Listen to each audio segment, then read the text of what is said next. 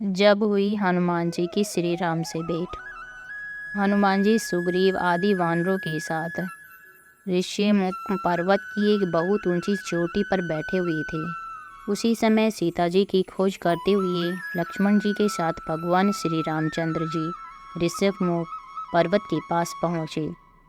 ऊंची चोटी से वानरों के राजा सुग्रीव ने उन लोगों को देखकर सोचा कि वे बाली के भेजे हुए दो योद्धा हैं, जो उसे मारने के लिए हाथ में धनुष बाण लिए चले आ रहे हैं और बहुत बलवान जान पड़ते हैं।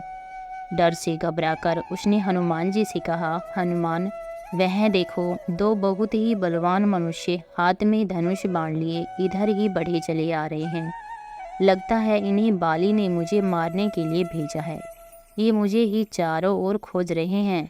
तुम तुरंत तपस्वी ब्राह्मण का रूप बनाकर इन दोनों योद्धाओं के पास जाओ तथा पता लगाओ कि ये कौन है और यहाँ किस लिए घूम रहे हैं। अगर कोई भय की बात जान पड़े तो मुझे वहीं से संकेत कर देना। मैं तुरंत इस पर्वत को छोड़कर कहीं और भाग जाऊंगा।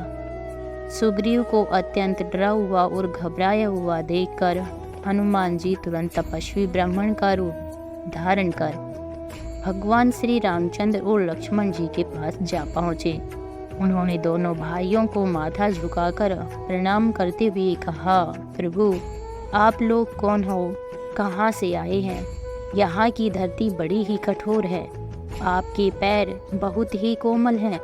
किस कारण से आप यहाँ घूम रहे हैं? आपकी सुंदरता देखकर तो ऐसा लगता है जैसे आप ब्रह्मा विष्णु महेश में से कोई हो या नर और नारायण नाम के प्रसिद्ध ऋषि हो।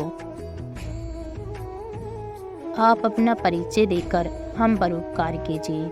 हनुमान जी की मन की अच्छी लगने वाली बातें सुनकर भगवान श्री रामचंद्र जी ने अपना और लक्ष्मण जी का परिचय देते हुए कहा कि राक्षसों ने सीता जी का हरण कर लिया है। हम उन्हें खोजते हुए चारों ओर घूम रहे हैं। हे ब्राह्मण देव, मेरा नाम राम और मेरे भाई का नाम लक्ष्मण है। हम अयोध्या नरेश महाराज दशरथ के पुत्र हैं। अब आप अपना परिचय दीजिए। भगवान श्री रामचंद्र जी की बातें सुनकर हनुमान जी ने जान लिया कि ये स्वयं भगवान ही हैं। बस फिर क्या था। हनुमान जी तुरंत ही उनके चरणों में गिर पड़े। भगवान श्री राम ने उठाकर उन्हें गले लगा लिया।